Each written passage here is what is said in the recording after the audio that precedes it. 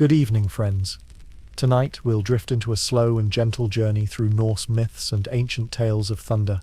Dim your lights, settle under your blanket, let the noise of the day fade away, and if this calm journey helps you relax, feel free to tap like and subscribe, only if it feels right. These are stories from long ago, when people believed thunder came from a hammer striking clouds, when giants roamed frozen mountains, and when gods walked between worlds as easily as you might walk between rooms in your house.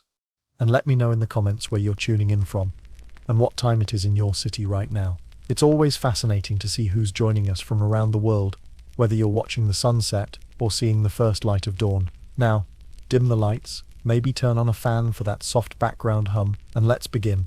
You might think you know what it means to never miss. Maybe you're good at throwing paper balls into trash cans, or perhaps you always remember to water your plants on time. But imagine holding something in your hands that literally cannot miss its target. Not won't miss. Cannot miss. This is the story of Mjolnir, Thor's hammer, and the strange magic that made it impossible to fail. Picture yourself standing in Asgard, the realm of the gods, on a morning when the air smells like rain that hasn't fallen yet. The sky above you shifts between gold and silver, and you can hear the distant sound of hammers ringing on anvils. This is where Thor lives, where he keeps his hammer, where he wakes up each morning and reaches for the weapon that defines him. Thor's hammer doesn't look like the hammers you might see in a tool shed today. Mjolnir is shorter, more compact, with a handle that fits perfectly in Thor's massive hand. The head of the hammer is made from a metal that doesn't exist in our world anymore, if it ever did.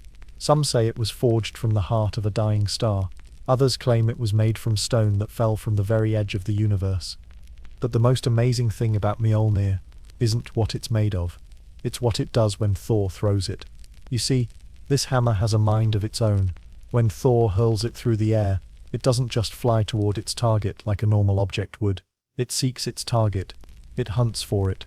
It will turn corners, loop around obstacles, even wait patiently for the perfect moment to strike. Imagine you're standing next to Thor as he faces a giant across a wide valley. The giant is hiding behind a mountain, thinking the stone will protect him. Thor hefts Mjolnir in his right hand, feeling its familiar weight. The hammer seems to hum with anticipation, as if it's eager to fly. When Thor draws back his arm and releases, you watch the hammer streak through the air like a comet. But then something wonderful happens. Instead of flying straight at the mountain and crashing into solid rock, Mjolnir curves around the peak. It flows through the air like water finding the easiest path down a hill. It swoops left, then right, then up and over a cloud, before finally finding its target on the far side of the mountain. The giant never sees it coming. This isn't just magic for the sake of being magical. There's something deeper happening here. Something that tells us about how the Norse people understood the world. They lived in a place where winter could kill you if you made one small mistake, where a wrong turn while hunting could mean your family went hungry, where missing your target with a spear or arrow could be the difference between life and death. In that kind of world, the idea of a weapon that never misses must have felt like the most wonderful dream imaginable. It represented perfect reliability in an unreliable world. It was the promise that, sometimes, things work exactly the way they're supposed to. Thor's enemies learned to fear this aspect of Mjolnir more than anything else. It didn't matter how fast they were, how cleverly they hid, or how far they ran. The hammer would find them. Giants would see Thor on the horizon, and know that distance meant nothing. They could be on the other side of a forest, behind a waterfall, even deep underground in a cave. Mjolnir would reach them eventually. But the hammer's perfect aim wasn't just about fighting. Thor used it for other things too. When storms needed to be guided away from human settlements, Thor would throw Mjolnir into the clouds, and it would strike exactly the right spot to turn the weather. When bridges needed to be built across impossible chasms, Mjolnir could strike the precise points on each side where the supports should go.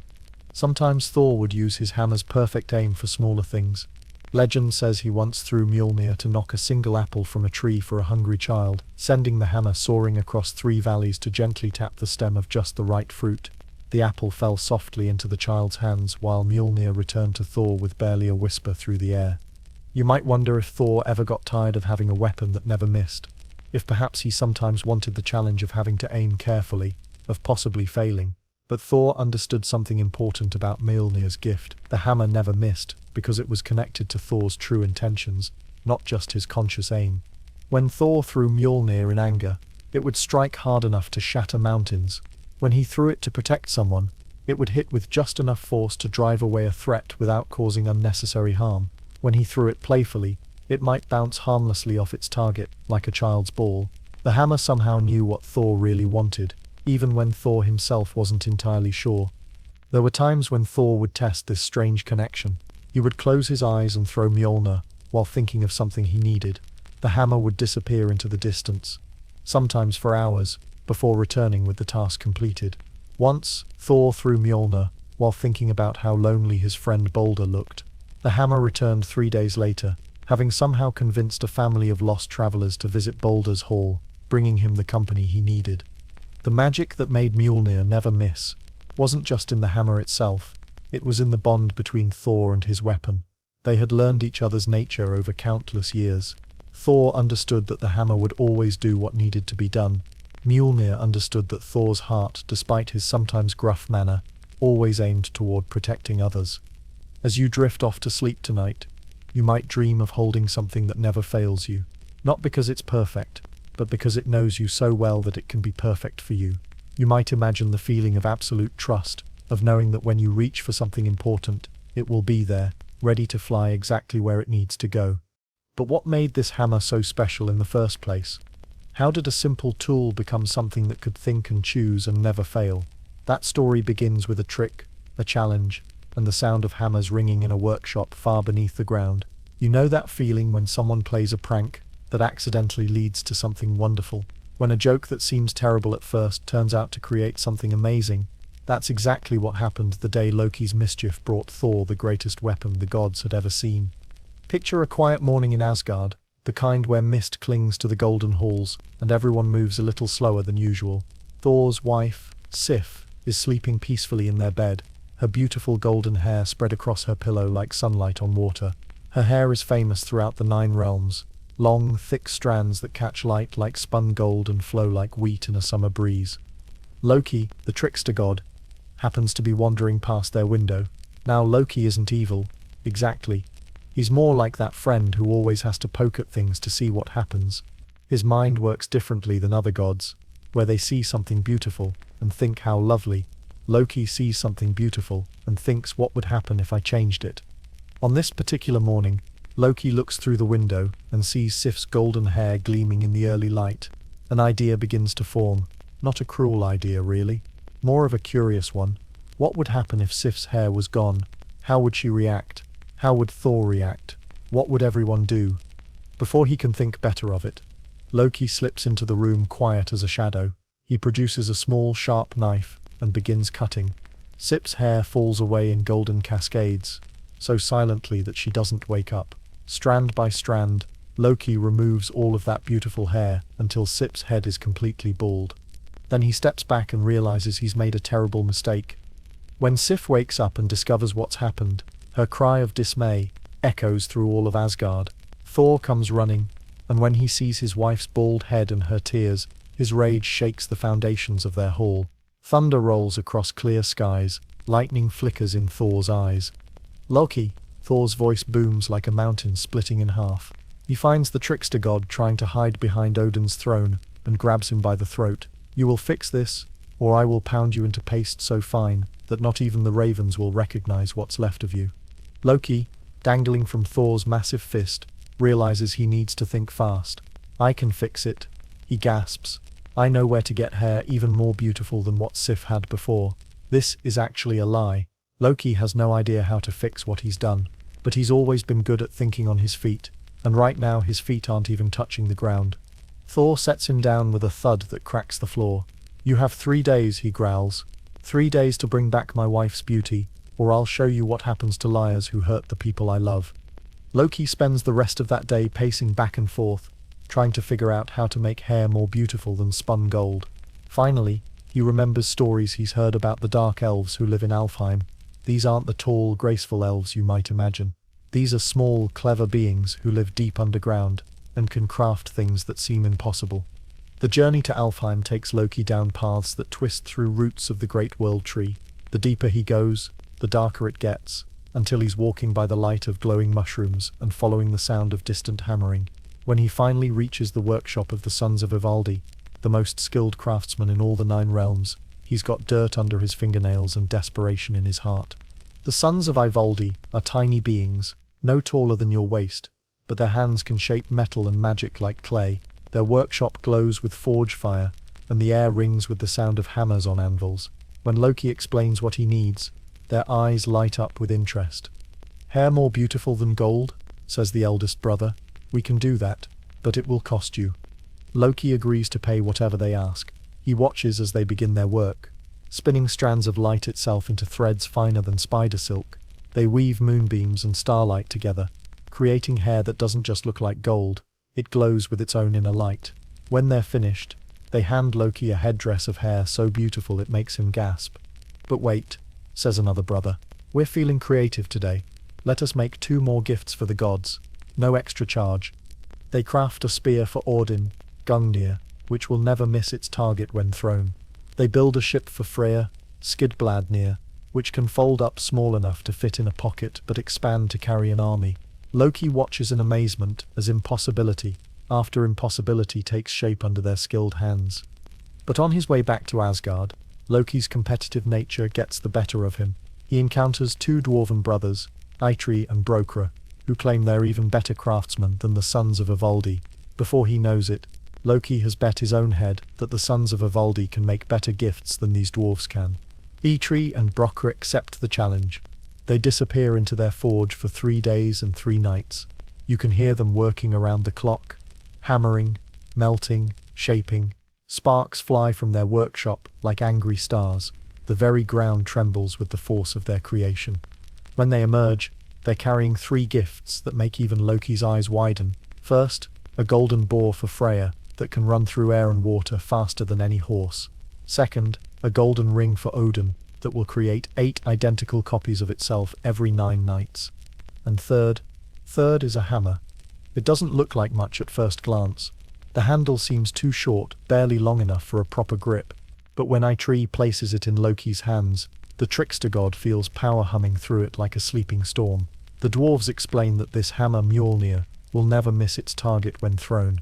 It will never break, no matter what it strikes, and most wonderfully of all, it will always return to the hand of whoever throws it.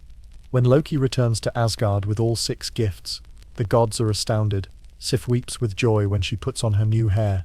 It's even more beautiful than her original golden locks, shimmering with captured starlight. Odin marvels at his spear and ring. Freya laughs with delight at his boar and ship. But it's Thor who receives the greatest gift.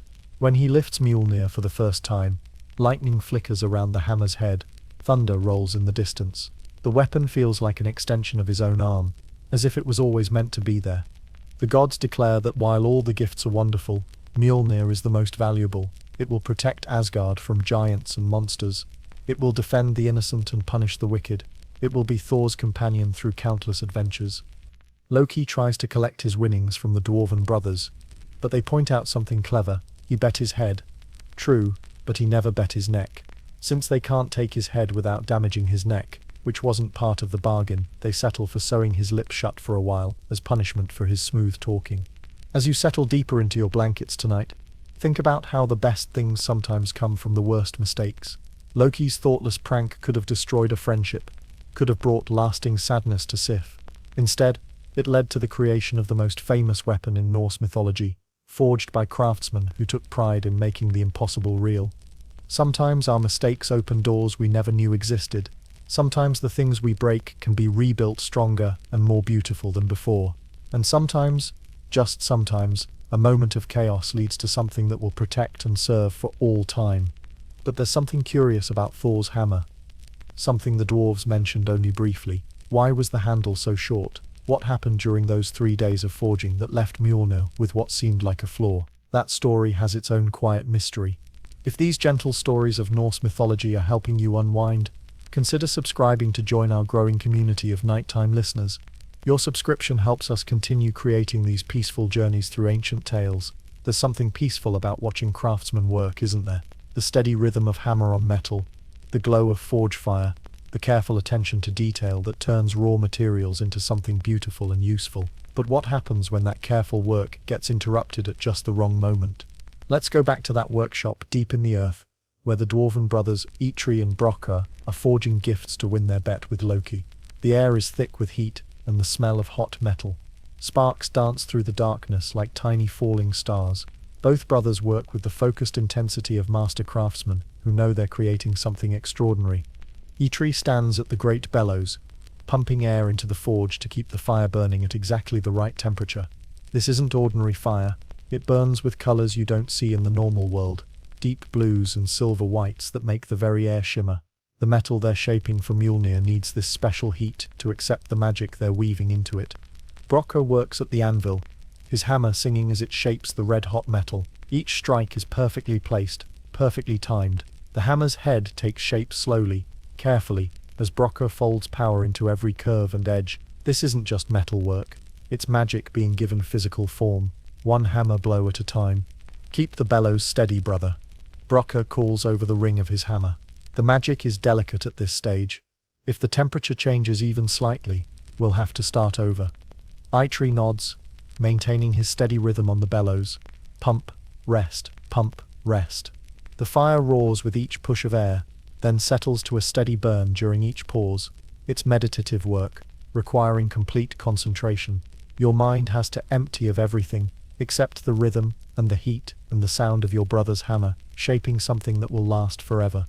But Loki is watching all of this, and Loki can never resist meddling with perfection. Now, you have to understand that Loki doesn't want the dwarves to win their bet. If they do, they'll take his head, and Loki is quite attached to his head. He needs to find a way to sabotage their work without being too obvious about it. As he watches the brothers work in their perfect rhythm, an idea begins to form. Loki quietly shapeshifts into a fly, not just any fly, but the most annoying kind, the type that buzzes around your ear just when you're trying to concentrate on something important. He's small enough now that the brothers might not even notice him, just feel the irritation of a persistent pest. The fly Loki circles the workshop, looking for the perfect moment to strike. He watches Eitri pumping the bellows with steady concentration. He sees how crucial this rhythm is, how the entire magical forging process depends on maintaining exactly the right temperature at exactly the right time. Then, just as Brokkr begins working on the hammer's handle, Loki strikes. The fly lands right between Eitri's eyebrows and bites down hard. Eitri's hands jerk in surprise and pain. For just a moment, barely a second. His rhythm on the bellows falters. The fire flickers. The temperature in the forge drops just a few degrees. It's not much. In the normal world, such a tiny change wouldn't matter at all. But when you're forging magic into metal, when you're creating something that will channel the power of thunder itself, even the smallest variation can change everything. Eitri swats at the fly, missing as Loki buzzes away. He quickly returns to his steady rhythm on the bellows, but the damage is done. That moment of cooler temperature has affected the metal at exactly the wrong time. Brokkr continues hammering, shaping the handle that will let Thor grip his mighty weapon. But as he works, he realizes something is wrong. The metal isn't responding quite right. It's still magnificent, still strong enough to channel divine power, still magical beyond anything made by human hands, but it's not quite as long as he intended. Brother, Brokkr says finally, holding up the nearly finished hammer. Look at this. Eitri stops pumping and examines their work. The hammer is beautiful, perfectly balanced, humming with contained power, but the handle is definitely shorter than they planned. Instead of being long enough for a comfortable two-handed grip, it's sized for one hand only. What happened? Eitri asks, though he suspects he knows. He remembers the fly, the moment his concentration broke, the brief flicker in the forge fire. That trickster god happened, Brokkr mutters. I saw him shapeshift. He was trying to ruin our work entirely, but he only managed to disrupt it a little. The brothers examine their creation more carefully. Despite the shorter handle, Mjolnir is still extraordinary. If anything, the compact size gives it a different kind of balance, a different feel. When thrown, it will spin differently through the air. It will return to hand more quickly. The shorter handle might actually make it more effective as a weapon, even if it wasn't what they originally intended. Should we start over? Eitri asks. They still have time before their deadline, though not much. Brokkr hefts the hammer, feeling its weight and balance. No, he says slowly. This is what it was meant to be. Sometimes the best creations aren't the ones we plan perfectly. Sometimes they're the ones that adapt to unexpected circumstances and become something new. As they put the finishing touches on Mjolnir, both brothers realize something interesting. The shorter handle doesn't make the hammer weaker, it makes it uniquely Thor's. A longer handle might be shared between two people, passed back and forth in battle. But this handle fits perfectly in one god's grip, and no one else's. When Thor first lifts the completed Mjolnir, he doesn't see a flaw in the short handle. He sees a weapon designed specifically for his fighting style, his strength, his way of moving in battle. The compact grip lets him spin the hammer faster, throw it with more precision, catch it more smoothly when it returns. Years later, when Thor has used Mjolnir in countless battles and adventures, he sometimes thinks about that short handle. Other gods occasionally suggest that he could have it reforged, lengthened, improved, but Thor always refuses. The hammer feels right in his hand exactly as it is. There's a deeper truth hidden in this story about the flybite and the shortened handle. Sometimes what looks like sabotage actually creates something better than the original plan. Sometimes our flaws become our most distinctive features. Sometimes the thing that seems wrong at first turns out to be exactly right for us. Loki's attempt to ruin the dwarves' work actually made their creation more unique, more personal, more perfectly suited to its eventual owner.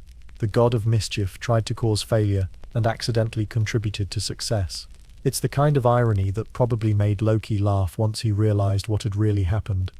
As you drift towards sleep, think about the tools and treasures in your own life that aren't quite what you expected them to be.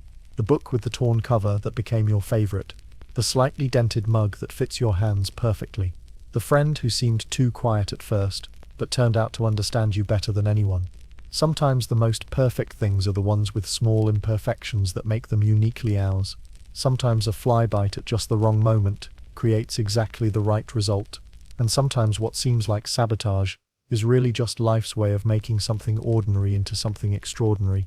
But a hammer, no matter how perfectly crafted, is only as good as the god who wields it. What kind of person was Thor, really?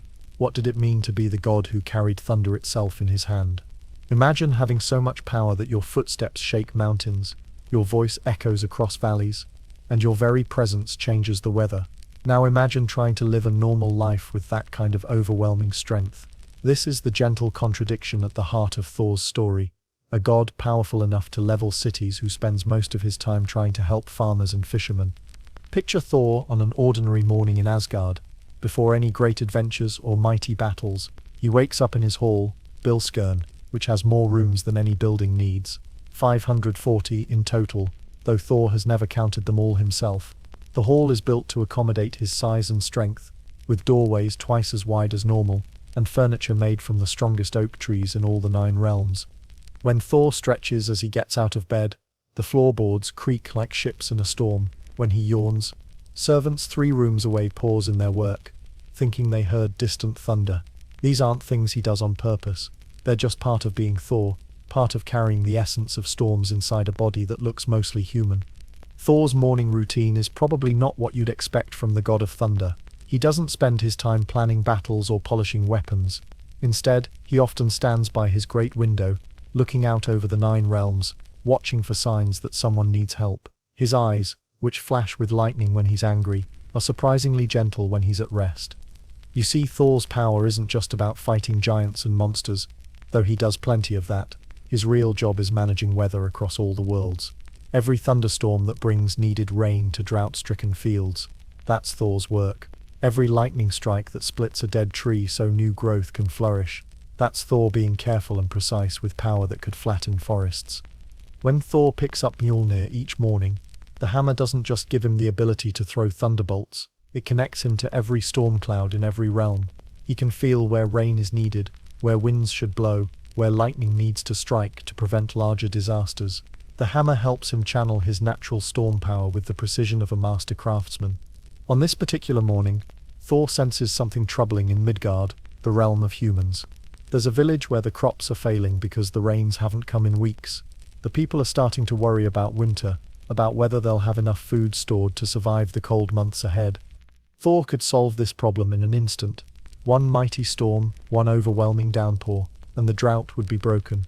But Thor has learned, over centuries of being a god, that the most powerful solution isn't always the best solution. Too much rain too fast would wash away the seeds the farmers have planted. It would flood their fields instead of nourishing them. Instead, Thor takes his time. He lifts Mjolnir and feels his way into the sky above that distant village.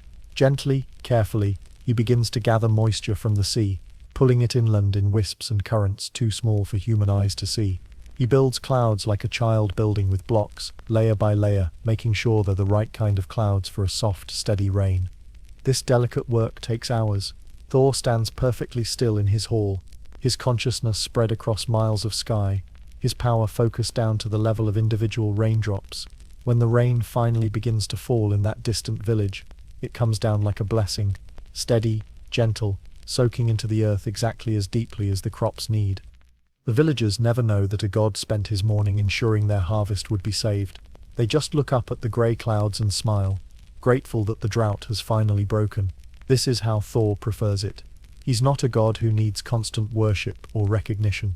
He's more like a guardian who's happiest when everything runs so smoothly that people don't have to think about him at all. But Thor's gentleness with weather magic contrasts sharply with his reputation as a warrior. When giants threaten the peace of any realm, when monsters terrorize innocent people, Thor becomes something entirely different. The same hands that can coax raindrops from clouds can swing Mjolnir with enough force to shatter mountains. The transformation is startling to watch. One moment, Thor is the careful weather worker, his face serene with concentration. The next moment, lightning is flickering in his beard, his eyes are blazing like blue stars, and thunder rolls with every word he speaks. Mjolnir stops being a delicate tool for shaping storms and becomes a weapon that can split the earth itself.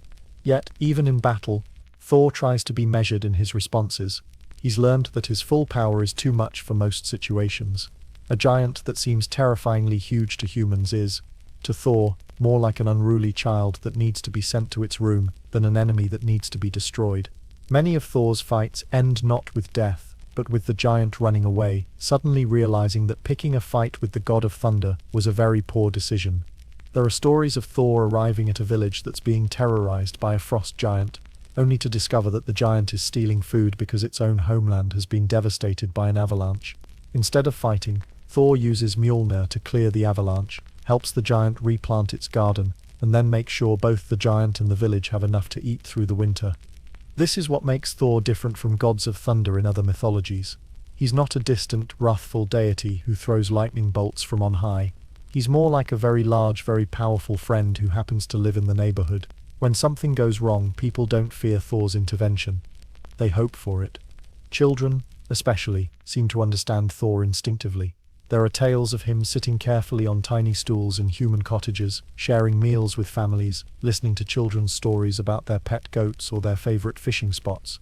His laugh, when he's truly relaxed, sounds like gentle summer thunder, the kind that promises rain for the gardens but no danger to anyone. Thor's relationship with Mjolnir reflects this dual nature perfectly. The hammer is capable of incredible destruction, but in Thor's hands, it becomes an instrument of protection and nurturing. It's as if the weapon itself understands that true strength isn't about how much damage you can do, it's about how carefully you can control that damage to help instead of harm. When Thor holds Mjolnir, he's not just carrying a weapon, he's carrying responsibility for the weather patterns that feed crops and fill rivers. He's carrying the obligation to stand between innocent people and the chaos that threatens them. He's carrying the weight of being powerful enough to solve almost any problem, which means he's always the one people look to when problems arise. As you settle into sleep tonight, think about the quiet strength that surrounds you every day, the people who work behind the scenes to keep things running smoothly, the systems and safeguards that protect you without you ever knowing they're there, the gentle power that shapes your world in ways too subtle to notice but too important to ignore. Thor reminds us that the greatest power is often the power that restrains itself. The mightiest strength is the strength that knows when not to act, when to be gentle, when to solve problems, so quietly that no one realizes they were ever in danger. Thunder in the hand, but wisdom in the heart. And yet, no matter how carefully Thor wielded his power, no matter how precisely he controlled his strength, there was always that comforting certainty. When he threw Mjolnir, it would always come back to him. Always. But what magic made such an impossible thing possible? Think about the most reliable thing in your life. Maybe it's the way your favorite coffee mug fits in your hand, or how your dog always comes when you call, or the feeling of your own bed at the end of a long day. Now imagine something even more reliable than that. Something that defies the very laws of nature to keep its promise to you. This is the story of Mjolnir's most comforting magic, its absolute unwavering determination to return to Thor's hand. Picture Thor standing on the Rainbow Bridge, Bifrost, looking out at the vast space between worlds.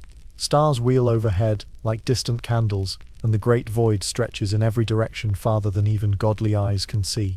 Thor hefts Mjolnir in his right hand, feeling its familiar weight, its eager readiness to fly. He draws back his arm and hurls the hammer with all his divine strength, sending it spinning into the darkness between stars. Mjolnir disappears from sight almost instantly, becoming just another point of light among millions. A normal weapon thrown with such force would sail through space forever, lost among the cosmic debris that drifts between worlds. But Mjolnir is far from normal. As soon as the hammer leaves Thor's hand, something wonderful begins to happen. No matter how far it travels, no matter what obstacles lie in its path, no matter how many worlds it passes through, Mjolnir retains a connection to its owner. It's as if an invisible thread stretches between Thor's palm and the hammer's handle, a thread that can span galaxies without breaking.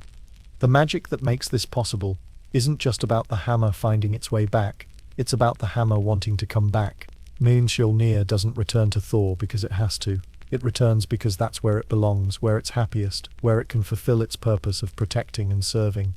You can feel this if you watch carefully when Thor calls his hammer back. He extends his hand, palm up, fingers relaxed. He doesn't grab or snatch when Mjolnir returns. He simply receives it, like catching something precious that a friend has tossed to you. The hammer settles into his grip with a satisfied weight, as if it's sighing with contentment at being home. There are stories of Thor testing this bond in playful moments. Once, during a gathering of the gods, he threw Mjolnir straight down through Asgard's foundation, through the roots of the world tree, all the way to the deepest realm below. The other gods waited, wondering if even Mjolnir could find its way back from such a distance, through such a maze of root and stone and earth. They waited 3 days. On the morning of the 4th day, Thor stood in his garden and held out his hand. Far below, so deep that not even Odin's ravens could have flown there, Mjolnir began its journey home. It wound through underground caverns, slipped between the massive roots of Yggdradas, found passages that seemed too small for it to fit through. When it finally burst from the ground at Thor's feet and leaped into his waiting hand, the hammer was clean and bright, showing no sign of its 3-day journey through the earth. It had found its way through impossible darkness, through a labyrinth that would have confused even the wisest god, guided by nothing but its desire to return where it belonged.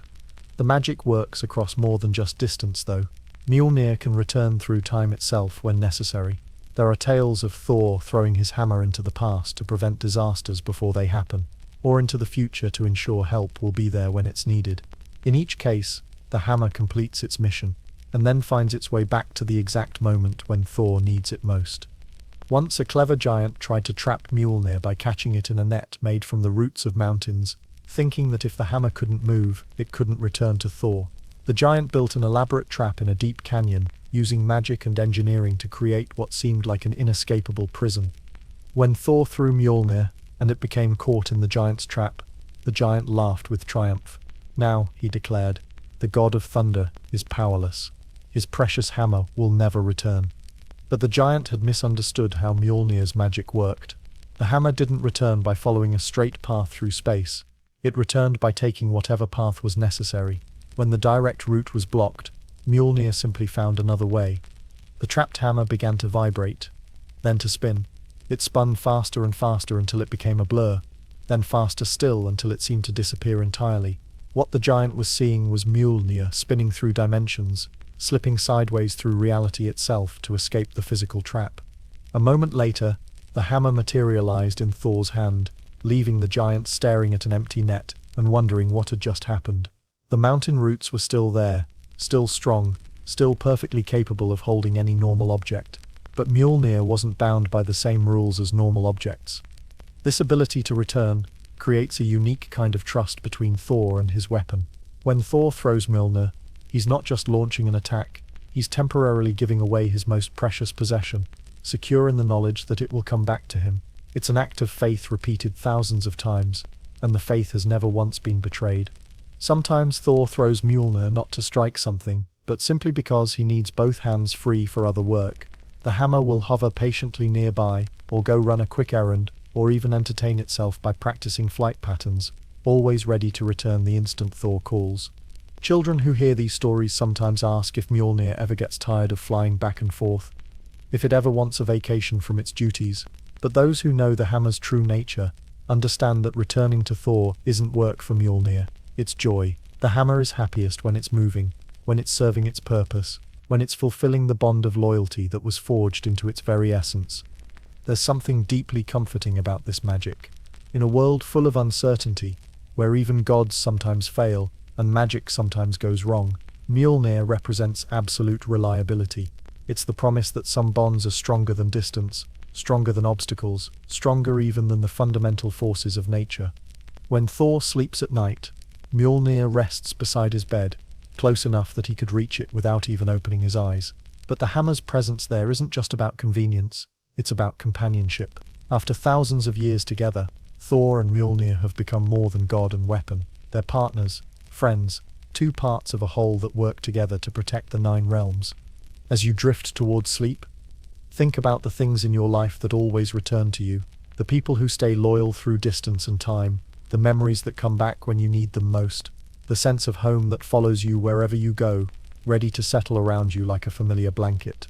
Maybe you don't have a magical hammer that defies physics to return to your hand, but you probably have something just as precious, relationships and experiences and parts of yourself that remain constant even when everything else changes. Like Mjolnir, spinning through impossible space to reach Thor's waiting palm, the best things in life have a way of coming back to where they belong. But where did Thor take this amazing hammer? What adventures called to a god who could travel anywhere in the 9 realms, confident that his weapon would always return to him no matter how far he wandered?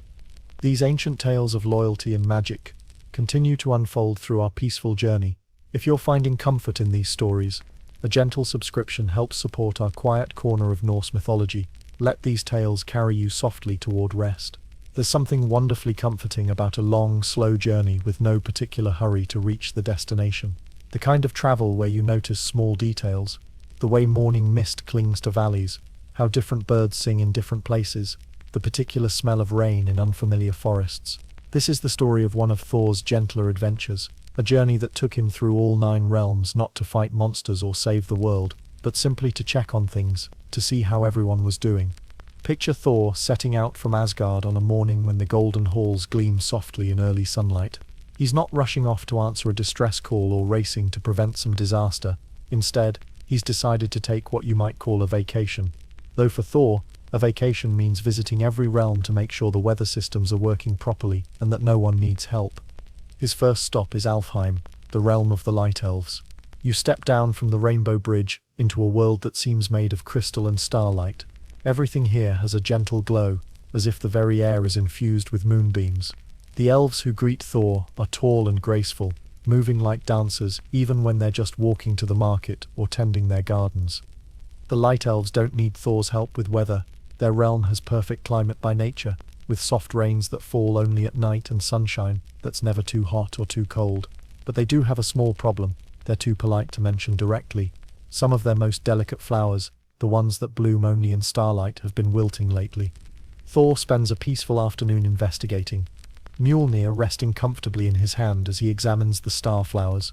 He discovers that cosmic dust from a distant nebula has been filtering the starlight just enough to weaken it. The solution is simple: a few careful lightning bolts to clear the dust, like wiping fingerprints off a window. As Thor works, you can hear the soft conversations of the elves going about their daily business. Children playing games that involve catching and releasing tiny lights. Artisans crafting jewelry from crystallized moonbeams. Farmers tending crops that grow in perfect spirals toward the sky. It's the kind of place where time moves differently, where an afternoon can feel like minutes or hours depending on how carefully you're paying attention. From Alfheim, Thor travels to Vanaheim, home of the Vanir gods. This realm feels more familiar to him, more like Asgard, but with a different personality. Where Asgard is golden and martial, Vanaheim is green and growing. The halls here are built around living trees, and the paths wind through gardens that seem to tend themselves. The Vanir welcome Thor with a feast that lasts 3 days, though it never feels rushed or overwhelming. You sit at tables made from single enormous leaves, eating fruit that tastes like music and drinking mead that sparkles with its own light. The conversation flows like a gentle river, touching on everything from the philosophy of weather working to the best techniques for encouraging shy flowers to bloom. Thor learns new approaches to stormcraft from the Vanir, who work with weather more like gardeners than warriors. They show him how to nurture rain clouds like seedlings, how to coax wind patterns into more graceful forms.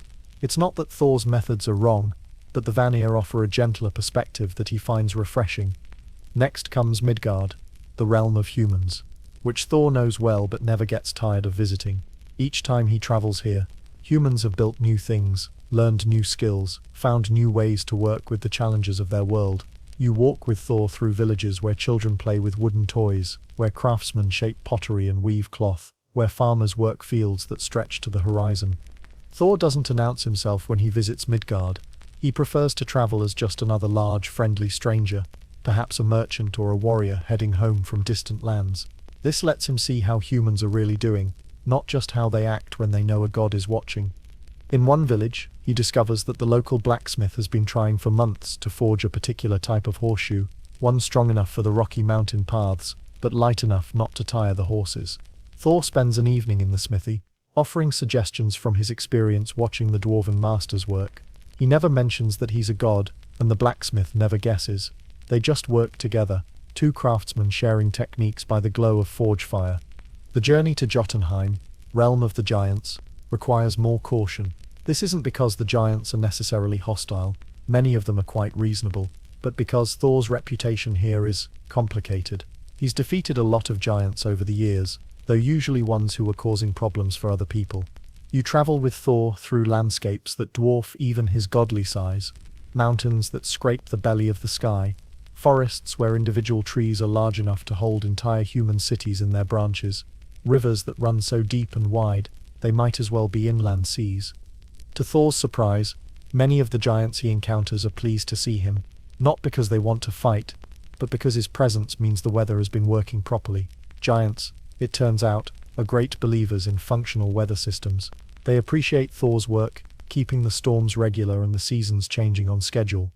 One elderly giantess invites Thor to stay for dinner, which involves roasting an entire elk over a fire made from whole tree trunks. The conversation is pleasant, focusing on practical matters like the best times of year for various types of rain and whether the recent thunder patterns have been properly distributed across the mountain ranges. Alfheim brings Thor into contact with the Dark Elves, master craftsmen who work in the deep places where metal and magic meet. Their realm is all tunnels and workshops, lit by forge fires and glowing mushrooms. The air rings constantly with the sound of hammers on anvils, but it's not harsh noise, it's music, rhythm, the heartbeat of creation itself. The Dark Elves treat Mjolnir with special reverence, recognizing the work of their cousins, the sons of Ivaldi. They ask Thor's permission to examine the hammer, not to change anything, but simply to appreciate the craftsmanship. Watching master smiths admire Mjolnir is like watching musicians appreciate a perfect song. They point out details you never noticed, subtleties of design that reveal new depths of skill. Muspelheim, the realm of fire, tests even Thor's divine endurance. Everything here burns with eternal flame, from the smallest pebbles to the great mountains that tower like bonfire peaks against a sky of pure heat. You walk carefully here, following paths of cooled lava between rivers of liquid fire. The fire giants who rule Muspelheim are different from their cousins in Jotunheim, more focused, more intense, burning with purpose, as much as with literal flame. They respect Thor's power over lightning, which is, after all, a kind of fire itself. The conversations here are brief but meaningful, focusing on the technical aspects of electrical storms and the proper way to ensure lightning strikes serve constructive rather than destructive purposes. Niflheim offers the opposite extreme, a realm of ice and mist where eternal winter holds everything in crystalline suspension. Here you walk through forests of ice trees, past frozen waterfalls that look like sculptured glass, through valleys where your breath makes clouds that hang in the still air like visible thoughts. The beings who live in Niflheim move slowly, speak softly, think in terms of ages rather than moments. They appreciate Thor's visit because his warmth, not just physical heat, but the warmth of his personality, brings a brief spring to their eternal winter.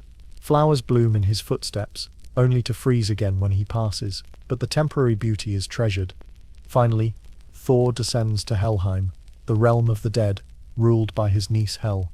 This isn't a grim or frightening place, despite what you might expect. It's quiet, peaceful, full of people who have finished their earthly lives and now rest in gentle contemplation of what they've experienced. Hel welcomes her uncle with genuine warmth, and they spend time walking through gardens where the spirits of the dead tend flowers that bloom in impossible colors.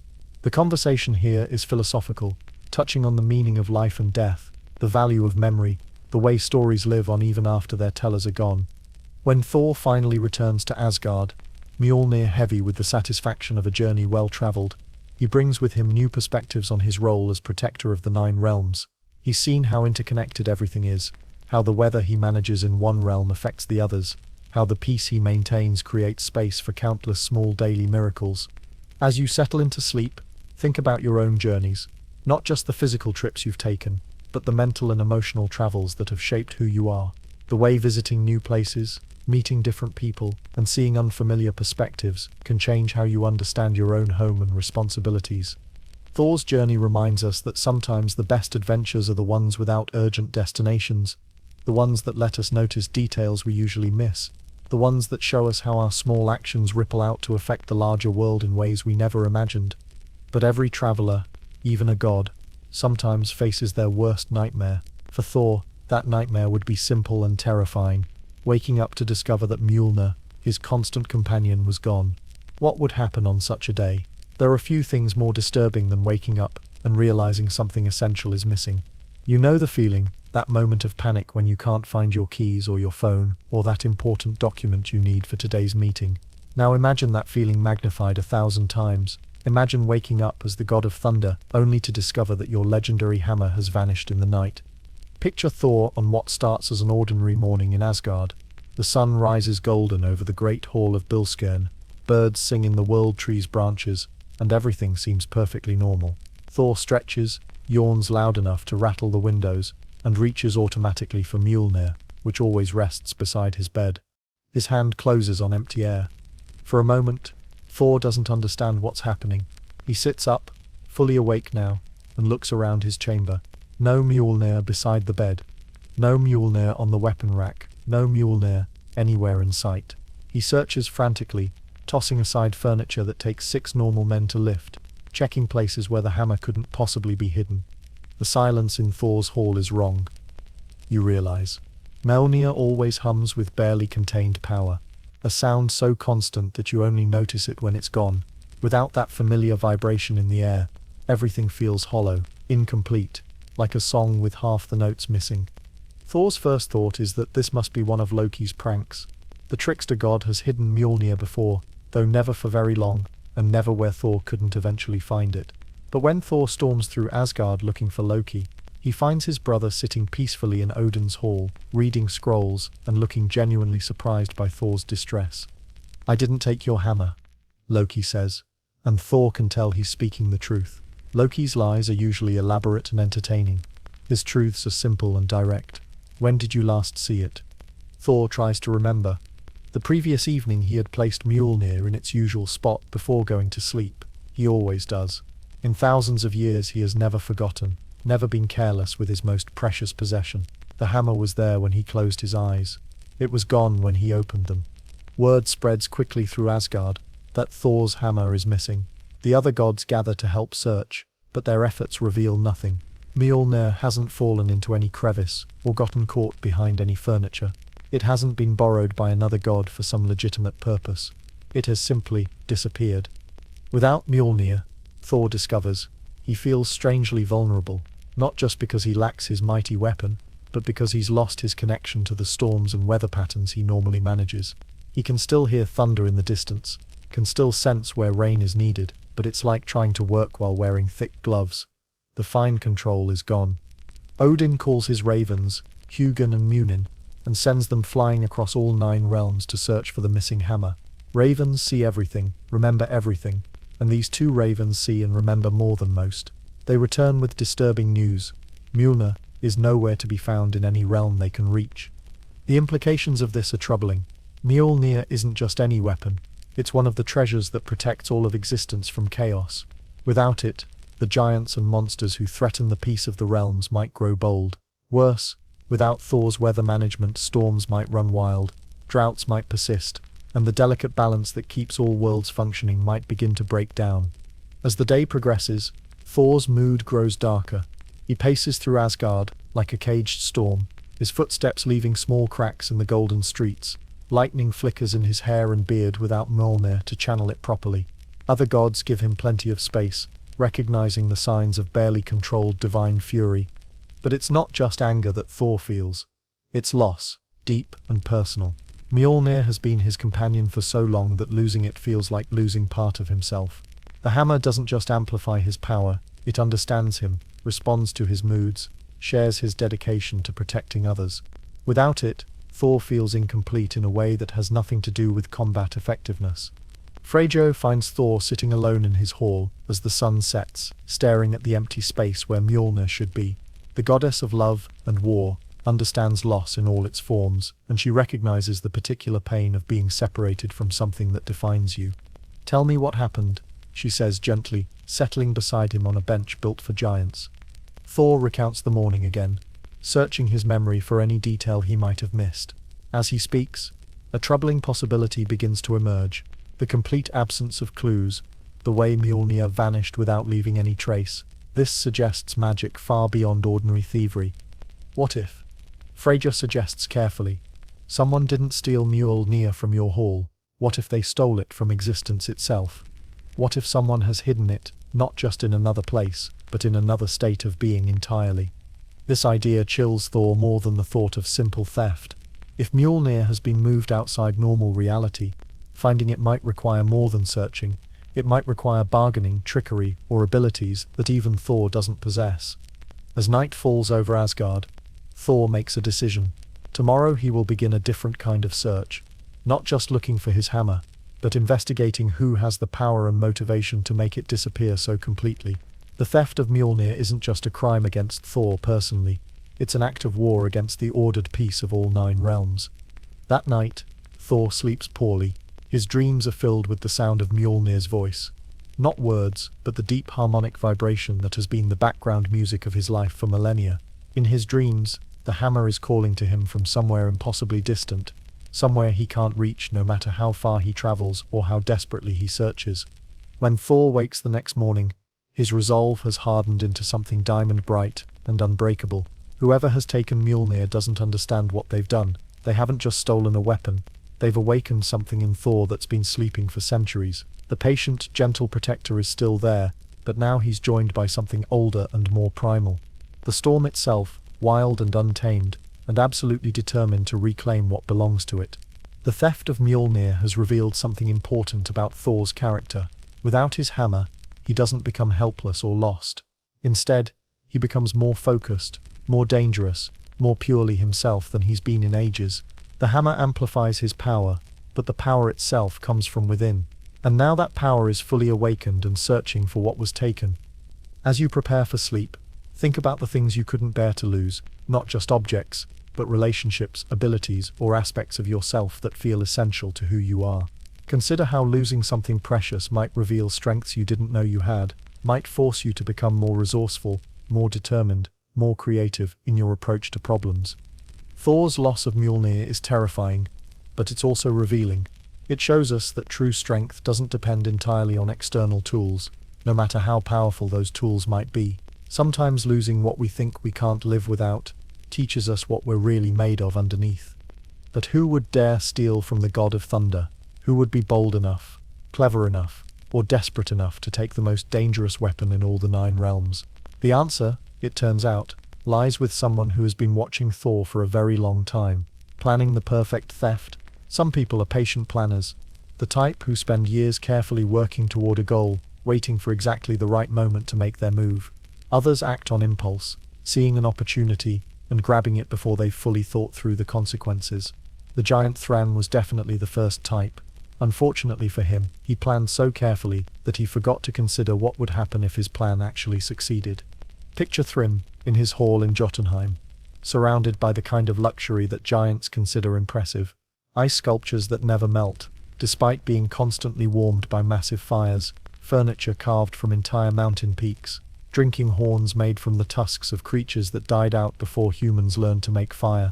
Thrym has everything a giant could want, except for one thing: respect from the gods. You see, Thrym has always felt overlooked. He's powerful, clever, wealthy, and commands a significant territory in the giant realms. But when the gods need to negotiate with giants, they usually contact other, more famous giant kings. When they want to show off their strength, they challenge other giants to contests. Thrym watches these interactions from a distance, growing more frustrated with each passing century. The idea of stealing Mjolnir doesn't come to Thrym all at once. It grows slowly, fed by years of watching Thor use the hammer to defeat other giants in combat. Thrym begins to wonder, what if the secret of Thor's power isn't his divine nature, but simply his possession of that amazing weapon? What if anyone who held Mjolnir could wield the power of thunder? Thrym spends decades researching everything there is to know about Thor's hammer. He learns about its creation by the Dwarven brothers, its magical properties, its absolute loyalty to Thor. Most importantly, he discovers that Mjolnir's power to always return to its owner depends on Thor being awake and able to call it back. This gives Thrym an idea. If he could somehow take the hammer while Thor sleeps, and then prevent Thor from calling it back, he might be able to claim Mjolnir for himself. It's a dangerous plan. Stealing from any god is risky, and stealing from Thor specifically could result in very unpleasant consequences. But Thrym's desire for recognition finally overcomes his caution. The theft requires magical help, which Thrym obtains from a troll witch who specializes in spells of concealment and transportation. For a considerable price, 3 mountains of gold and a glacier full of precious gems, she agrees to help him with the most audacious theft in the history of the 9 realms. On the night they choose for their crime, you can feel the wrongness in the air around Asgard. The stars seem dimmer than usual. The wind carries sounds from too far away. Even the most peaceful gods feel restless, sensing something amiss without being able to identify what. The troll witch casts her spell carefully, weaving magic that will allow her to reach into Thor's chamber from hundreds of miles away. Her power flows like invisible fingers through the spaces between worlds, searching for the distinctive magical signature of Mjolnir. When she finds the hammer resting beside Thor's bed, she begins the delicate process of moving it without waking its owner. Mjolnir resists, of course. The hammer's loyalty to Thor isn't just programming. It's genuine affection, earned over centuries of partnership. As the spell tries to pull it away, Mjolnir fights back, sending out pulses of power that should wake Thor immediately. But the troll witch is ready for this, weaving a secondary spell that dampens the hammer's call for help. The magical struggle lasts for hours. You can imagine watching it like a tug-of-war played out in dimensions beyond normal sight, with Mjolnir straining to stay near its sleeping master while invisible forces try to drag it away. The hammer's resistance weakens gradually, not because its loyalty fades, but because the spell attacking it is specifically designed to exploit the one moment when its defenses are lowest. Finally, just before dawn, the spell succeeds. Mjolnir disappears from Thor's bedside, pulled through folded space directly into Thrym's waiting hands. The giant feels the hammer's weight, its power, the storm energy that flows through its metal like liquid lightning. For a moment, he's overwhelmed by the sheer magnitude of what he's accomplished. But as Thrym holds Mjolnir for the first time, something unexpected happens. The hammer doesn't respond to his touch the way he imagined it would. Instead of filling him with divine power, instead of making him feel like the god of thunder, Mjolnir feels heavy. Not just physically heavy, though it certainly weighs more than any normal weapon. It feels emotionally heavy, like holding someone else's most precious memory. You can sense Thrym's growing confusion as he tries to make the hammer work. He swings it experimentally, expecting lightning to crackle from its head. Nothing happens. He concentrates, trying to summon storms the way he's seen Thor do 1,000 times. The sky remains clear. He even tries shouting commands at the weapon, as if volume might succeed. Will has failed. The troll witch watches nervously from the corner of Thrym's hall. She had warned him that stealing the hammer was only half the challenge. Making it obey a new master would be considerably more difficult. Mjolnir's loyalty to Thor isn't just magical programming. It's a bond forged over centuries of shared purpose, mutual respect, and genuine partnership. As the days pass, Thrym grows increasingly frustrated with his prize. He's succeeded in the impossible theft, but the victory feels hollow. The hammer sits in his hall, like a beautiful sculpture, impressive to look at but utterly useless. Worse, word is spreading through the 9 realms that Thor's hammer has vanished, and every giant, troll, and monster with a grudge against the thunder god is starting to look toward Asgard with hungry eyes. Thrym realizes he's created a much larger problem than he intended. Without Mjolnir, Thor can't maintain the weather patterns that keep the realms in balance. Storms are beginning to rage unchecked in some areas while droughts persist in others. The careful equilibrium that Thor maintains is unraveling, and chaos is spreading like ripples from a stone dropped in still water. Even more troubling, other giants are starting to ask uncomfortable questions about Thrym's sudden possession of the most famous weapon in existence. Some want to borrow it for their own schemes. Others suggest that Thrym should use it to attack Asgard while Thor is defenseless. The giant king finds himself trapped by his own success. He has the hammer, but he can neither use it nor safely admit he can't use it. The troll witch finally offers Thrym a solution, though it's not the one he was hoping for. The hammer will never serve you willingly, she explains. But perhaps you can force the gods to give you something in exchange for its return, something more valuable than a weapon that won't work for you anyway. This idea appeals to Thrym's practical nature. If he can't be the god of thunder, perhaps he can at least gain something worthwhile from this entire adventure. He begins to consider what he might demand in exchange for Mjolnir's return: gold, territory, a position of honor among the gods, or perhaps something more personal, something that would finally give him the recognition he's always craved. As Thrym weighs his options, you can almost feel the cosmic tension building across all 9 realms. The theft of Mjolnir has set events in motion that will require cleverness, courage, and perhaps a touch of divine mischief to resolve. The Giant King has played his opening move in a game whose rules he doesn't fully understand, against opponents who have been playing such games since the world was young. Meanwhile, in Asgard, Thor continues his desperate search for his missing hammer, unaware that its captor is discovering just how impossible it is to steal someone else's destiny. The stage is set for a confrontation that will test not just strength and magic, but wit, wisdom, and the complex bonds that tie gods and giants together in their eternal dance of conflict and cooperation. But Thrym's story is about to intersect with another tale entirely, one involving a goddess whose own treasures are coveted throughout the realms, and whose involvement in Thor's predicament will require a disguise so outrageous that even Loki will be impressed by its audacity. Sometimes the most beautiful things in the world cause the most complicated problems. You know how it feels when something catches your eye, maybe a piece of jewelry in a shop window, or a flower blooming in an unexpected place, and suddenly you can't think about anything else. That's exactly what happened to Thrym when he heard stories about Freyja's necklace, Brisingamen, and realized he had found the perfect price for returning Thor's hammer. Picture Freyja in her hall, Sessrumnir, on the morning when Loki arrives with Thrym's outrageous demands. The goddess of love and beauty sits surrounded by the kinds of treasures that make even other gods pause in wonder. Tapestries woven from sunset colors, fountains that flow with liquid starlight, and gardens where every flower blooms in perfect harmony. But the crown jewel of all these wonders is the necklace she wears, Brisingamen. Brisingamen isn't just beautiful jewelry, though it certainly is that. The necklace was crafted by 4 dwarven brothers, the Brisings, using techniques that took them decades to perfect. Each link contains a fragment of pure fire, not hot enough to burn, but warm enough to make the wearer glow with an inner radiance that enhances their natural beauty beyond anything magic alone could achieve. When Freyja wears Brisingamen, which is always, she becomes more than just attractive, she becomes irresistibly, unforgettably beautiful. The necklace doesn't change her appearance so much as it reveals the full potential of her divine nature, making visible the love, joy, and life force that flows through her like golden light. Loki explains Thrym's proposition with the kind of careful diplomacy he reserves for truly delicate situations. The Giant King will return Mjolnir, but only if Freyja agrees to become his bride and bring Brisingamen with her as part of her dowry. It's a demand so audacious, so completely unreasonable, that for a moment everyone in the hall just stares at the messenger in stunned silence. Freyja's response, when it comes, shakes the golden foundations of her hall. Never. Her voice carries all the fury of a woman who has been reduced to a prize in someone else's negotiation. I will not be traded like cattle for Thor's carelessness.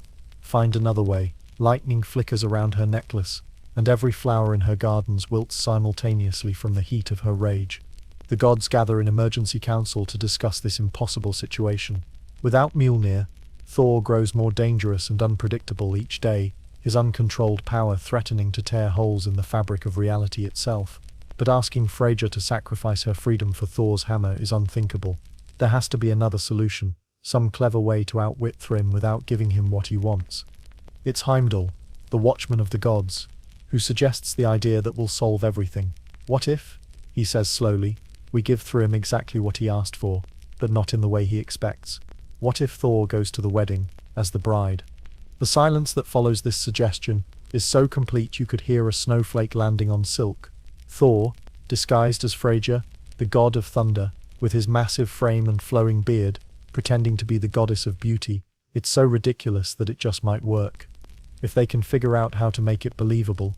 Loki, predictably, is delighted by the plan's sheer audacity. "Oh, this will be wonderful," he says, clapping his hands together like a child who's just been promised a trip to the fair. "Thor, as a blushing bride, I'll help with the disguise, and I'll come along as your maidservant to make sure everything goes smoothly."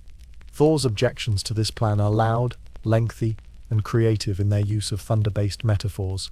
He is a warrior, a protector, a god of storms and battle. He does not wear dresses, he does not simper and blush, and he absolutely does not pretend to be in love with giant kings who steal his possessions. But as the other gods point out the alternatives, war with the giants, the continued chaos of uncontrolled weather, the possibility that other enemies might attack while Thor remains weaponless.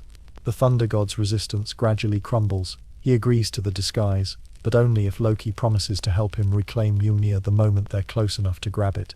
The transformation of Thor into a convincing bride proves to be one of the most challenging magical undertakings in Asgard's history. It requires the combined efforts of every goddess, 3 teams of fashion-conscious elves, and magic so complex that even Odin has to consult his most ancient books of spells. You can imagine the scene in Freyja's dressing chambers as they work to make Thor presentable.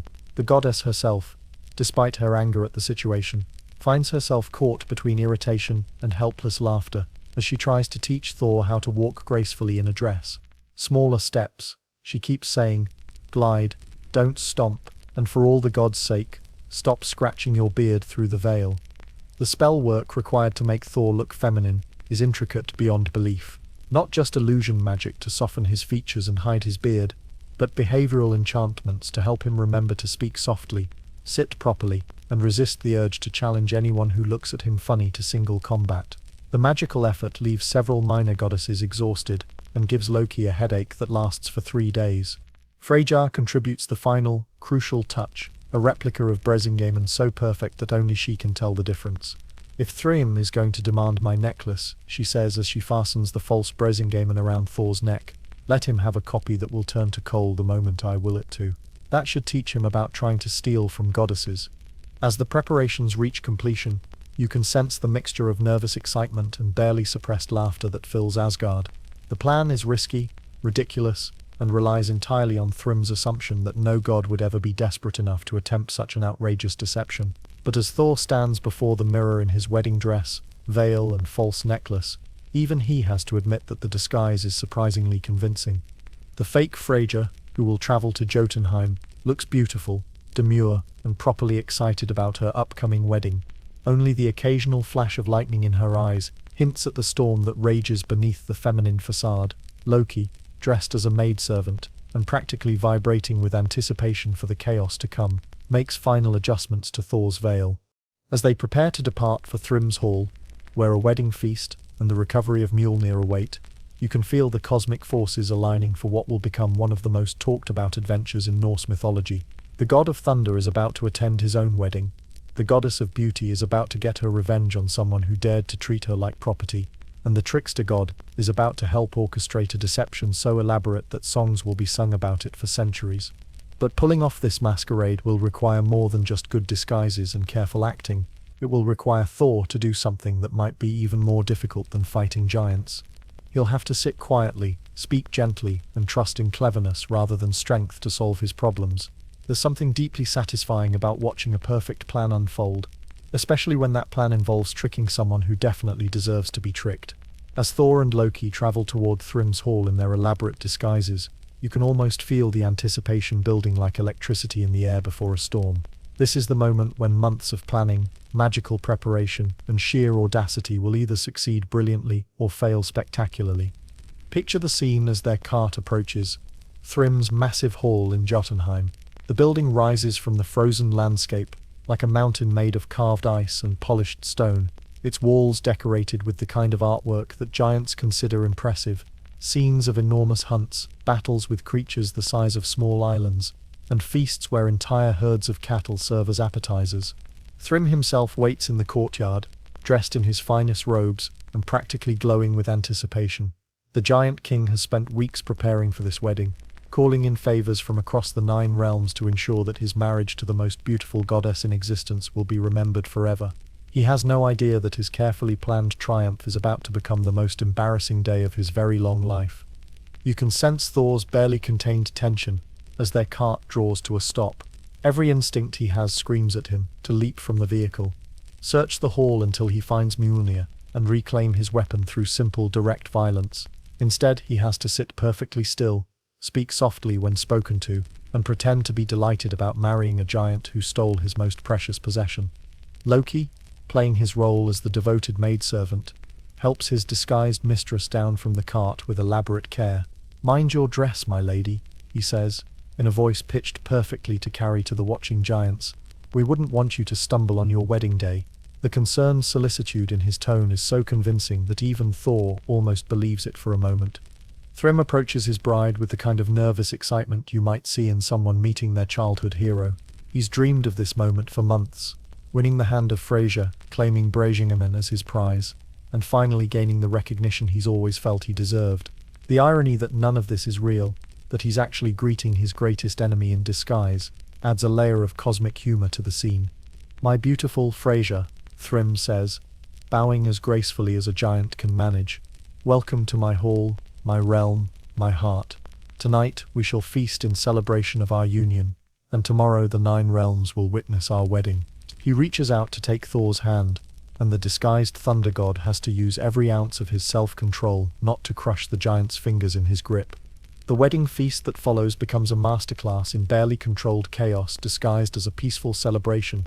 Thor, unused to eating delicately, consumes enough food to feed a small army while trying to maintain feminine mannerisms. When the other giants comment on his bride's remarkable appetite, Loki smoothly explains that the excitement of the wedding has given the goddess an unusual hunger. You can watch Thrym's growing confusion as the evening progresses. His bride eats like a warrior returning from a month-long battle. She speaks in a voice that occasionally drops to a rumbling bass before catching herself and returning to higher tones. Most disturbing of all, lightning seems to flicker around her veil whenever someone says something that might be interpreted as an insult. "My lady seems energetic tonight," Thrym confides to Loki during a quiet moment between courses. The giant king is beginning to worry that the goddess of love and beauty might be somewhat different from her reputation. Loki, seizing the opportunity to sow even more confusion, leans in conspiratorially. "Oh, she's been like this for days," he whispers. "Ever since she learned about the wedding, she's been so excited she can barely contain herself. She's been practicing warrior dances to celebrate your strength. It's complete nonsense." But Thrym nods as if it makes perfect sense. The crucial moment comes when Thrym, following ancient wedding traditions, presents his bride with the morning gift, the treasure he offers to prove his devotion and worthiness. From a guarded chamber, he brings forth Mjolnir, placing the hammer reverently before Thor's disguised form. "For you, my beloved," Thrym says proudly, "the mighty hammer of Thor himself, stolen through cunning, and offered to you as proof of my love. With this gift, you'll know that I can provide you with anything your heart desires, even treasures that gods consider beyond reach." The moment Thor's fingers close around Mjolnir's handle, everything changes. You can feel the cosmic relief as the hammer recognizes its true owner, the magical connection snapping back into place like a rubber band released after being stretched to its limit. Power flows through Thor like lightning finding its path to the ground, and suddenly the mild-mannered bride becomes something altogether more dangerous. The transformation is spectacular, even by divine standards. Thor rises from his seat, his disguise falling away like morning mist before sunlight. The wedding dress becomes armor, the delicate veil becomes a storm cloud, crackling with electricity, and the fake Brasingamen reveals itself as the simple cord it always was. "Thank you, Thrym," Thor says, and his voice rolls through the hall like summer thunder. "I'll be taking my hammer back now, and perhaps you'd like to explain why you thought stealing from the god of thunder was a wise idea." The giants in the hall freeze like deer who've suddenly realized they're sharing their meadow with a wolf. Thrym's face cycles through confusion, understanding, horror, and resignation in rapid succession. He's been completely, thoroughly, and embarrassingly outwitted by the very god whose weapon he stole, and there's no way to pretend otherwise. What happens next isn't the violent battle you might expect. Instead, Thor does something that surprises everyone, including himself. He looks at Thrym, really looks at him, and sees not a terrible enemy, but a lonely giant who made a series of increasingly poor decisions in an attempt to gain respect and recognition. You could have simply asked to visit Asgard, Thor says, Mjolnir resting easily in his hand once more. You could have requested an audience, offered your services as an ally, found a dozen ways to gain honor that didn't involve theft and deception. Why choose the path that was guaranteed to make enemies of the gods? Thrym's answer, when it comes, is quietly honest in a way that transforms the entire situation. Because I didn't think you would listen, he admits. Because I'm just another giant king in a realm full of giant kings. And why would gods pay attention to someone like me unless I forced them to? It's a moment of genuine connection across the vast divide between gods and giants. Thor recognizes the pain behind Thrym's actions, the same desire for recognition and respect that drives many of his own adventures. The theft was wrong, the deception was elaborate, but the motivation was something Thor can understand. The resolution that follows satisfies everyone involved in ways that simple violence never could. Thrym formally returns Mjolnir and apologizes for his theft. In exchange, Thor agrees to include the Giant King in future diplomatic discussions between Asgard and Jotunheim, giving him the recognition he craved through legitimate means. Loki, still dressed as a maidservant and thoroughly pleased with how the evening has unfolded, suggests that they should at least finish the feast since it's been prepared with such care. The remaining celebration becomes something unprecedented, a dinner party where gods and giants share stories, compare experiences, and discover they have more in common than either group expected. As Thor and Loki finally depart Thrym's hall, Mjolnir secure at the Thunder God's side once more, you can sense the cosmic balance settling back into its proper patterns. The hammer has returned to its rightful owner, the stolen weapon will once again protect the Nine Realms, and everyone involved has learned something valuable about the difference between taking what you want and earning what you need. The journey back to Asgard gives Thor time to reflect on everything that's happened. The theft of his hammer forced him to rely on cleverness rather than strength, taught him the value of patience and planning, and showed him that sometimes the best solutions come from understanding your opponents, rather than simply defeating them. When Thor finally stands once more in his own hall, Mjolnir resting in its familiar place beside his bed, he realizes that the hammer feels different somehow, not physically. It's exactly the same weapon it always was, but his relationship with it has deepened through the experience of losing and reclaiming it. He understands now more than ever that the hammer's power comes not just from dwarven craftsmanship and divine magic, but from the trust and partnership between weapon and wielder. As you settle into sleep tonight, think about the things in your life that you might take for granted, the relationships, possessions, or abilities that seem so permanent you never imagine losing them. Sometimes it takes the threat or reality of loss to help us truly appreciate what we have, to understand not just its value but our responsibility to use it wisely. Thor's adventure reminds us that the most precious things in our lives aren't just tools or treasures. They're partnerships, connections, and the trust that builds between us and the people, places, or purposes that define who we are. And sometimes, the best way to protect what matters most is not through strength alone, but through the wisdom to know when cleverness, patience, and understanding serve us better than force. The hammer always returns to Thor's hand, not just because of magic, but because it knows where it belongs. And in the end, perhaps that's the most comforting truth of all, that the things which truly belong with us have a way of finding their way back, no matter how far they travel or how long they're gone.